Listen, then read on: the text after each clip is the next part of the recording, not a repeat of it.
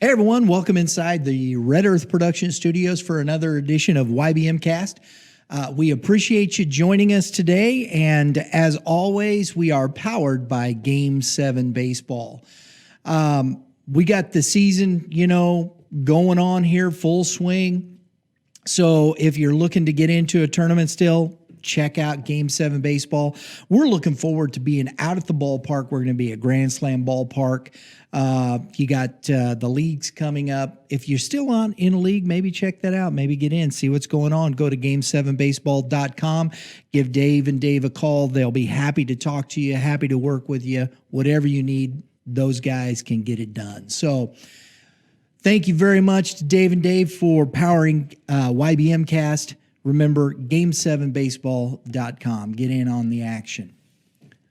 Today, I'm welcoming, we're looking forward to adding Mitch Thomas as a regular contributor to YBMcast, and we appreciate you being here, Mitch. Yeah, thank you for having me. Mitch owns the Hitting Zone over in O'Fallon, Missouri. I've been there. It's kind of hard to find. You're often you're not on the beaten track, right? Right, it can be. It can be, but so we've brought Mitch in here. We're going to be throwing out some subjects. We want to talk about, everything within perspective. Today we're going to talk a little bit about players and parents, but we're going to go into maybe even some baseball cards, and we want to bring in a little fun with that and maybe do some box openings.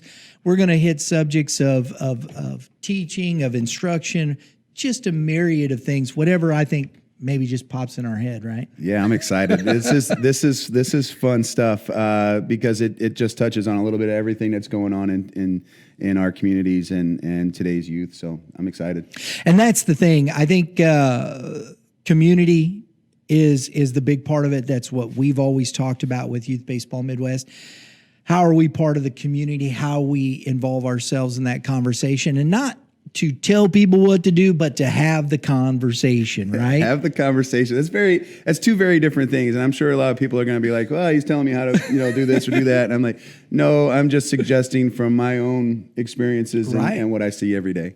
And I think that's the biggest thing, is sharing your own experience, because right there, somebody's may be completely different. How does that conversation, how is that had? And having those conversations not only with the parents in your group, but with your club and whatnot, not because it's bad or they're doing something wrong or whatnot, but always bringing that perspective into how we're helping our youth develop. Yeah. Yeah, I think the biggest thing is some of the parents that we're seeing that are growing up, it might be an only child. They don't know how to deal with it. They don't know how to take the necessary routes to advance their athletes, recruiting, you name it, right? And so a lot of things, you start to lean on people that have that experience. And I feel like I have that. I've had a daughter that I've coached. I've watched. She played college ball. And I got younger kids. So I have quite what I think is the experience. And then, of course, for the last 5-6 years, I've been doing this full time as a instructor, owner, director, if you will, of youth sports. And I see a lot of fun stuff. So we're going to leave it a lot of fun stuff. Yeah, because, here's the thing. The dynamics of everything are always different. I thought it was interesting, when you're talking about the, single family, whatnot, because what gets into these things are sportsmanship. How do we deal with, because I wrote a blog, and you can go check out our blogs on youthbaseballmidwest.com. I wrote a blog not too long ago about sportsmanship. What does sportsmanship mean? What is it really? And how do we develop that in our kids? And I think that's a whole big topic, but it plays into what we're discussing here with parents, because sportsmanship is not just shaking somebody's hand at the end of the game and you still want to punch them in the face, right? Yeah.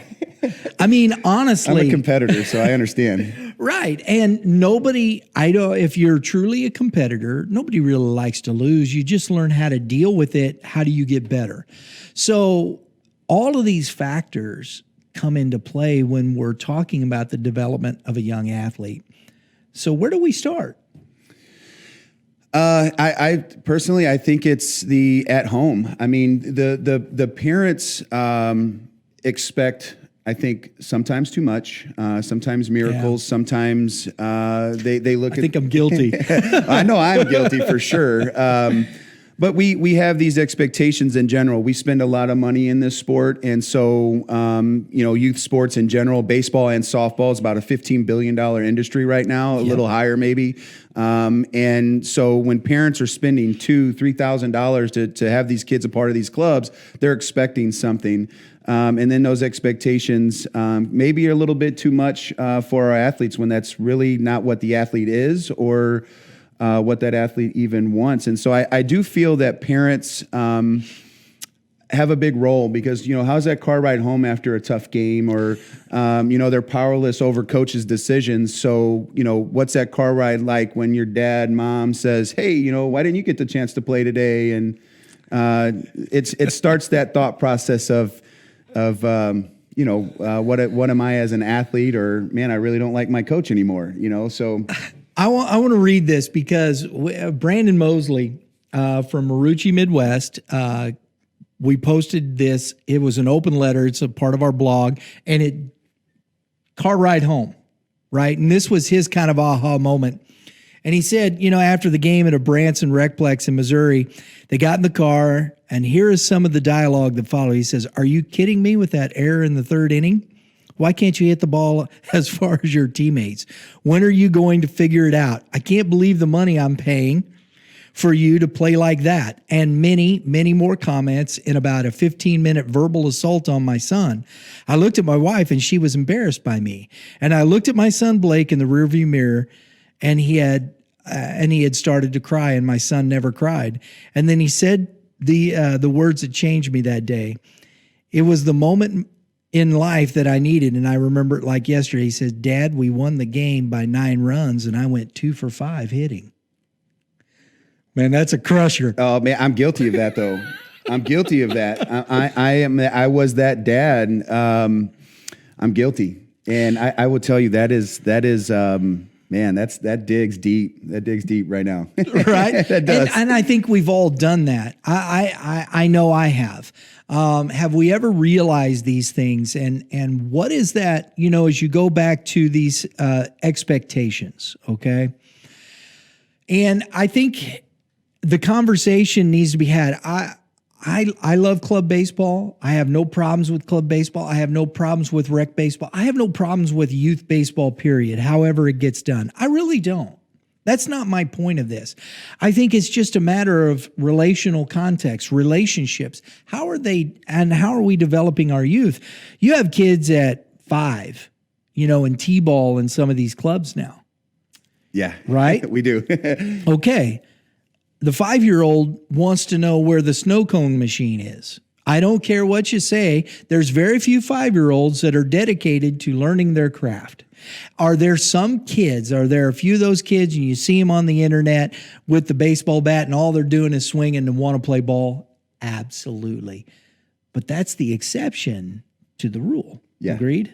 Agree. I'm 40 years old and I still look for the snow cone stand. So, but I can remember growing up, recreational baseball is all we had. We didn't have this. And I'm 40, and I know that, travel teams had kind of started at that time frame. Sure. The prospects kind of started shortly after, around that early 2000.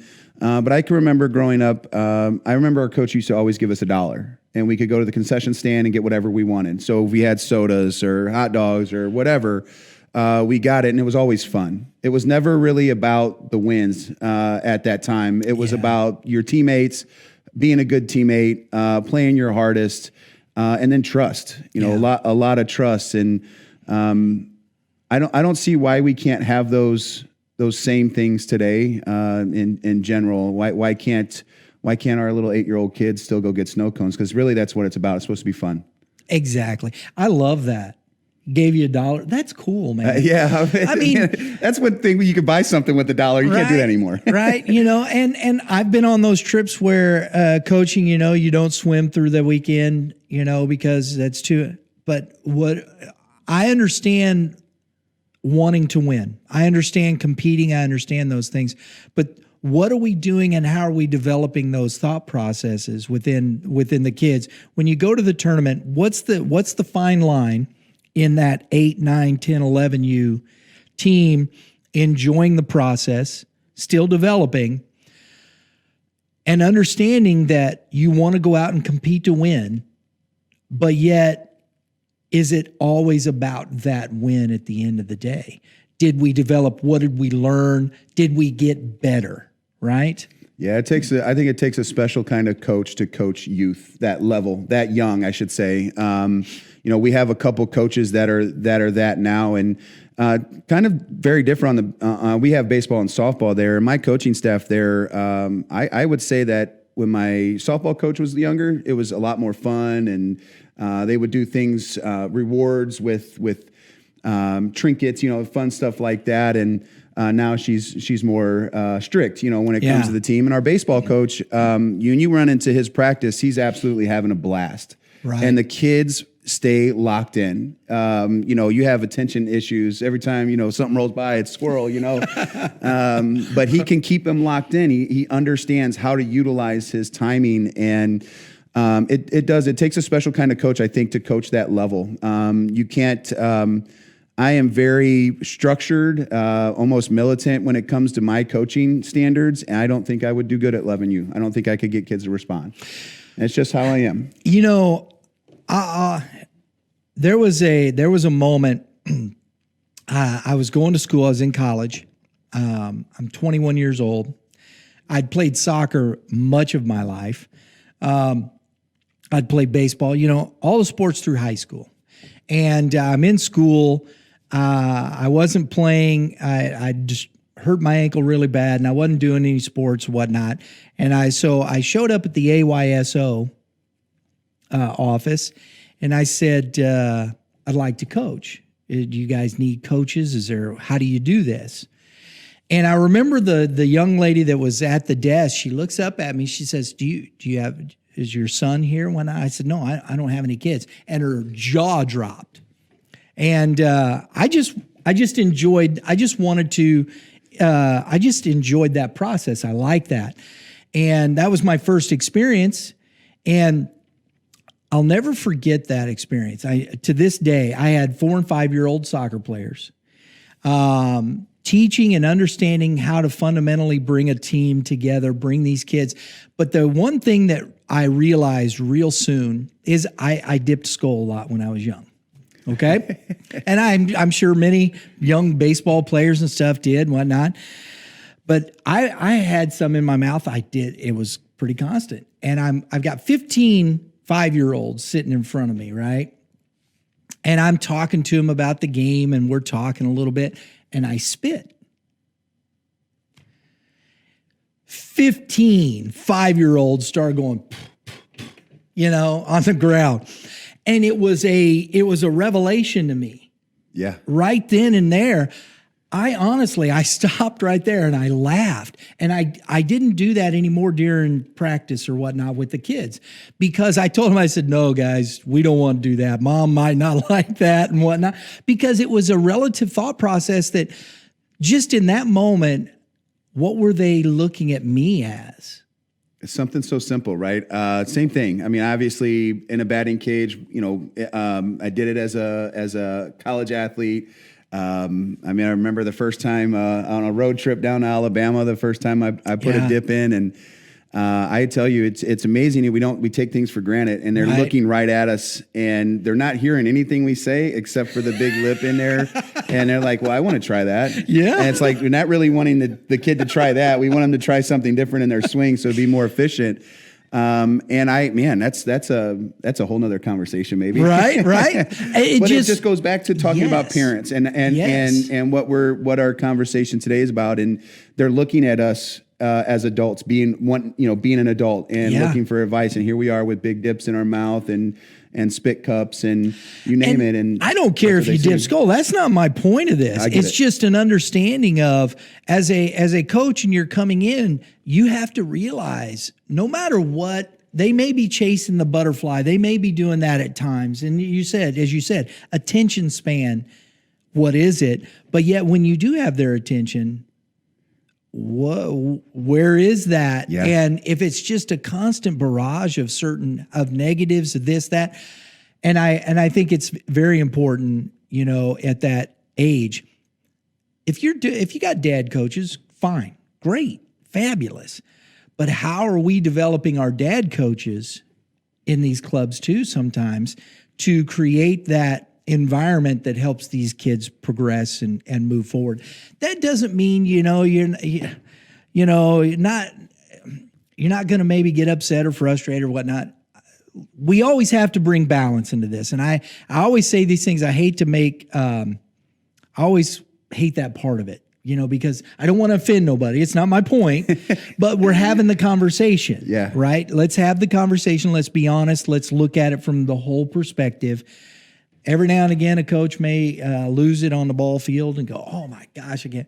We have to just back up and learn from that ourselves as well, right? Oh yeah, I was a very passionate player. I mean, growing up, something I loved from my parents was they just let me play ball, right? Yeah. And so when I got to that, everything was on my not on my own. I had my teammates, and my parents supported me a lot, and I was a grinder. I worked really hard. I did it on my own. So as I got older, I just expected everybody that's how everybody worked. That chip on your shoulder routine, and I just assumed. Yeah. So that's growing up. That's what I was doing, and that's what I expected as a coach. And my early days, I can tell you that if you go to ask any of my athletes, I can bring them all in here one day if you want to ask them. Probably not my biggest fan at that time. Now, what we have now that they're having babies, getting married, and having families, it's very different. Yeah. And I've learned how to go from being kind, but being tough, and making sure they know the why. I think with today's youth, the why matters more than anything, and why we are even having a certain conversation, or why our expectations are so high, and I've grown. I mean, I grow every day, and I think if I ever stop learning, then I should just step away, because I think this every day is a new challenge, and I'm a firm believer that you have to learn from your negatives and your positives. Sure. One of my favorite things Kobe Bryant ever said in some of the interviews as he does, I think it was on BET. I can't remember the interviewer's name, and she's a woman. And it asked Kobe Bryant if he liked winning more or hated losing more. And his answer was neither. And it was just an interesting thing to me, because he had something to gain from every experience. And that's how I take sports nowadays. And that's what I would like to see from our families, our parents, our athletes, is gaining something. And there's so much pressure in school and on the field of being excellent. And our sport is not that. Our sport is based on failure, and we should be teaching how to deal with failure and how to overcome failure so that we have more successes. And success doesn't always mean wins and hits. Right. You know what I mean? Right. It's much bigger than that. I think that's interesting. And I've heard Kobe say that before, and as you're bringing that up, because I think the thing that you take out of that is his attitude never changed. Win or lose, his attitude was always the same. Yeah. That's why he's the Mamba. I mean, I wasn't a fan of Kobe. I thought he was arrogant. I thought, which he is. Well, I mean, yeah, he is. I was always a fan of Kobe. I got the jersey. Well, I am now. I have spent the money on Kobe stuff. Unfortunately, he's no longer got with a us, rookie card. I don't have that, so that's impressive. Please hang on to that as we talk about those sports cards later on. But it was interesting, because what led into that was Kobe's failures in his first year in the playoffs. Yes. He had never experienced that. You remember he missed those 4 3-pointers. I was watching that game, and I'm like, Kobe, what are you taking these shots for, he's baby? 19 years old, and he had never played 100-something games. And it's just interesting when you talk about that failure. And, sorry, off topic here. Michael Jordan, when talking about when Michael Jordan got cut. Yeah. What did his mom do? Time to go to work. It wasn't, let me chew you out. Let me hate the coach. Let me tell you how bad the coaching system is for cutting my son, going to the school board. It was none of that. And just the mentality of these superstars, people that we look up to. And I know that we hold athletes on a whole nother level and standard. Listen to what their parents are doing. Listen to their stories about how their parents treated them through the process. And maybe that's what we should be doing when we're trying to have those conversations with our kids. Right. Maybe our kid's not that good. Maybe they're not that good. Oh boy! I know. I know. Somebody. You went there. Somebody is gonna ask me a question, and they're gonna say they're gonna pick on me. But listen, you can't work 2 days a week. But here's the thing, too. Okay, let's come back here. We're gonna come back. We're gonna reel it in. That's okay. We're gonna keep going with these conversations. This is why we want to do this, not because. But this is real, and we hope that people don't get upset at these things, but they listen to what we're saying, because we've been guilty of a lot of different things in our own lives with our own kids. You know, I've talked with my son about certain things at times, you know, as he's gotten older. And, okay, but how do we start from here, and how can we learn from these lessons? Not winning and losing, but attitude, proper attitude. How do we help our youth develop? Because most of these kids, the highest percentage, 99% of them, will be back in the community, giving back, helping our other kids.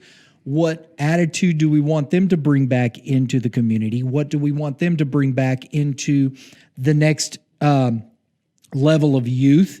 Because we do have a lot of these young men coming back, being part of these clubs, helping these other kids to succeed, and the next crop of kids that want to go on to play at the highest level. Man, I see it all the time. There's some organizations that have some really high profile people. Yeah. What I like about my baseball program is we have coaches that are not as high profile, but are doing the same exact things, finding a way to give back on their experiences. And not everybody's was all cookies and cream, right? You have some high-profile guys around here who've had some cup of coffee in the league or played professional baseball and have very different experiences. But then you have, guys like me that failed, and I get to teach you about my failures and what I did wrong and my experiences. And I'm not short with it. I talk about it because it helps me, still, I guess, grieve over my own losses for my athletic ability and what I could have been. I don't know. I'm not a Yachty or Molina. He's my age. There's no way I can sit there and think I'm going to have 20 something years in the big leagues throwing 1-8 pop times at 40. I don't think so. I threw BP yesterday. I can't. My sores all get out, but. I don't get paid to play baseball either. But again, just seeing, I don't know. I got all kinds of things kind of going on. And I think this goes to this part of it too. We talk about, and there are a lot of clubs that are taking this approach, and I really like this, is there, if you want to play collegiate baseball. And here's the thing, and I know this is interesting, but how are we helping our children set goals? Okay. I knew I met a gentleman in business. I was at his office. He was a banking officer. He's got this big old ring on his finger, right? Big old ring. I said, "What is that?" He goes, "Oh, it's my national championship ring." I was like, "What?" And he's only like 5'6", 5'7", and it was for basketball. Okay. And he was a starting guard. It was Division III, I believe, or I think it was Division III. Probably a WashU kid. No, I don't know. I'm not quite sure. I can't remember the school, but he's wearing it, and he's like, just Division III. I said, "Dude, I don't have one. You won a national championship at Division III collegiate level." Oh man, I don't care what you say. That's an impressive achievement. And see, we can't belittle those things. There's a place for you to play if you want to play. If you want to achieve that goal, if you want to go on and play Division III, Division II, Division I, NAIA at baseball, you can. Get your education, enjoy the experience, play baseball till they kick you out. And just maybe when you're in there, you might hit that peak and you might figure something out, and all of a sudden you're this stud that goes on to play. Because in 2019, there were 36 players drafted out of NAIA baseball up to the 11th round and down. 11th round, okay, but still, you drafted. Yeah, there's an opportunity. There's an opportunity. So it isn't unheard of. It's just understanding and realizing and having parents help our kids. We have to help our kids understand where their talents lie, where they go, and putting them in the best possible situation to succeed. Let me ask you this. What if we as parents said, we're not paying for your school?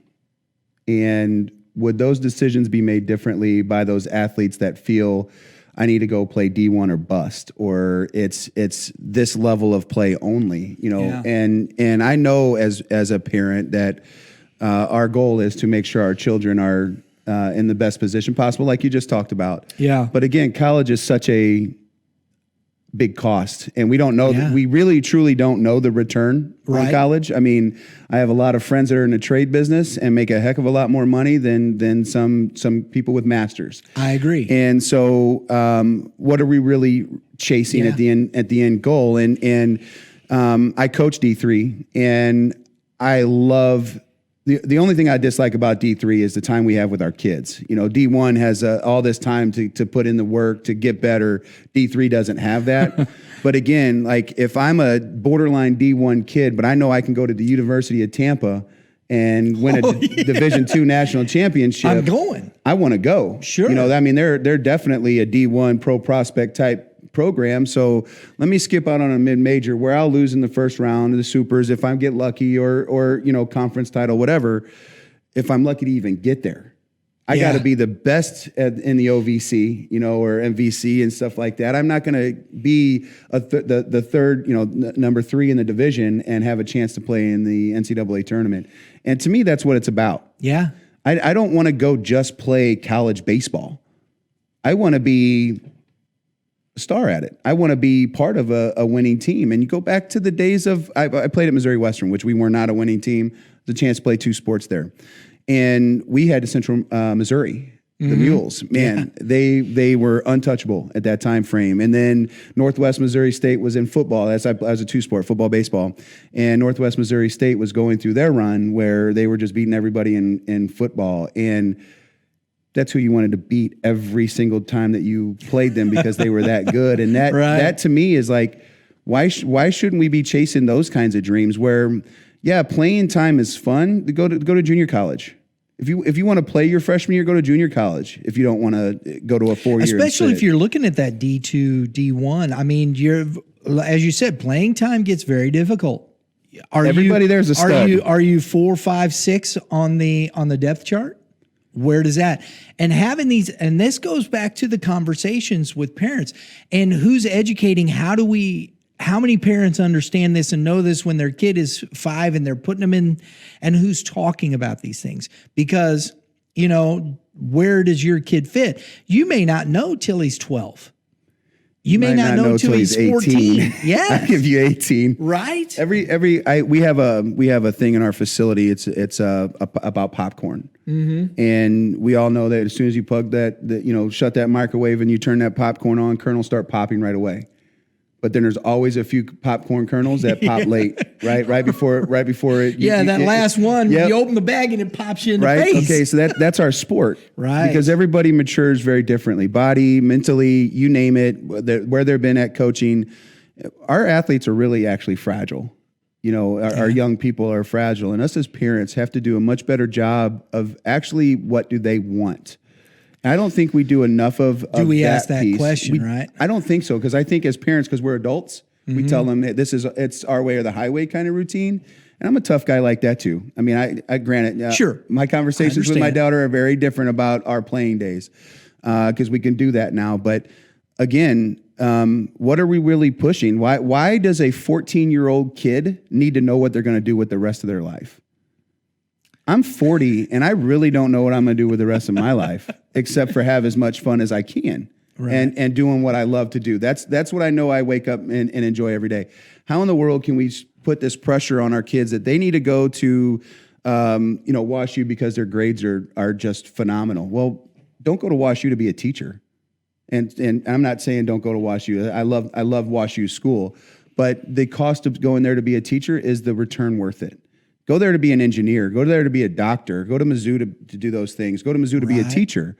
Look at the school itself, right? The sports haven't come in yet to play, right? If your what you want to do in life matters, at 14 years old, I think at 14 years old, I wanted to be a police officer in the military. When I was 16 years old, I was raising a kid, so I wanted to make as much money as I can as fast as I could, which meant trade jobs. By the time I hit 18 years old, I ventured back into the military thought process. I wanted to be a Marine, and it didn't happen. So I went and played college football and baseball. And I failed as a student, so I didn't have the experiences that I do now, but with coaching the sport. But I learned a ton. But it goes back to my parents never pushed me then. What do you want to do with your life? What do you want to do with your life? What do you want to do with your life? What do you want to do here? What do you want to do there? I didn't have that.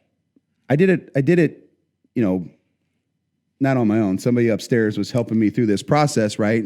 But those choices I made were mine. Right. My parents supported those. Right. My parents didn't pay for my college. So I had to make wise decisions because this was my life. This was my future. What kind of student loans am I going to pay? And that's just a little portion of what we're talking about, but it does go back to, what are we telling our kids in the car rides home? Right. What are we telling them when we're at home and we just left practice and it's 10 o'clock at night and you got an hour-long drive back to your home? What are we actually really talking about? Right. Why don't you ask them what they're thinking? How was school today? Well, what did you learn today? Why can't we do just simple things like that? Let them bring the conversation to you to where it's not that pressure of, I had to perform some way to meet this expectation that maybe as a 10-year-old, I don't know that I can meet. Yeah, I think it happens at all ages. Yeah. I think even at 16, 17 years old, we're still pushing these thoughts and ideas that we know more because we're experiencing. In reality, we don't really, I don't know if we know our kids that well. And do you have that relationship to where you know really what they're thinking? Well, we think we're doing the right thing. Yeah. I mean, the one thing that I'm not trying to do is tell a parent how to parent. No. That's not it. Everybody. It's conversation. Remember, folks. You don't do that. That's the one thing you don't do is to tell somebody how to parent. But I would suggest that our approach could be different. Yeah. And we have to approach our young people with ideas and you give me the information. You tell me, why don't we let them deal with a little bit of failure without wanting to move organizations or start bashing the coaching staffs or start doing these things that really are harmful to the athlete because the athlete's hearing them. And so what do they start believing? Because, I mean, what do they look at their parents for? Guidance. Exactly. So if our parents are guiding kids to dislike an organization and dislike a coach, what are we doing? Yeah. What are we really actually doing? And I think that leads into every other problem that we might have in this sport. Why can't it be tough? Why can't we learn how to be the 12th player and find a way to be the 5th best player? Instead of just moving organizations, or that dad that's a part of that team says, I'm going to make a team so my athlete can have playing time. Right. Don't get me wrong, I was that dad once. I thought I could do it better, and I failed a ton. Yeah. But it also led me to here today. And my daughter's done playing. I'm still coaching softball. My son is doing his thing. I'm still coaching baseball differently than him. I do this because I love it. What I have a problem with parents trying to get involved in this is when they're done, when their kids are done, they're done. They don't give back. They're not volunteering anymore. Right. And there's very few, and that's the tough thing. That's the piece you talk about when you were 21 years old and you started coaching 5-year-old soccer. You did it because you loved. I enjoyed the heck out of it. Yeah, you loved it, and that's why we need a coach. Right. We don't need to do it because little Jimmy needs to go, play and start.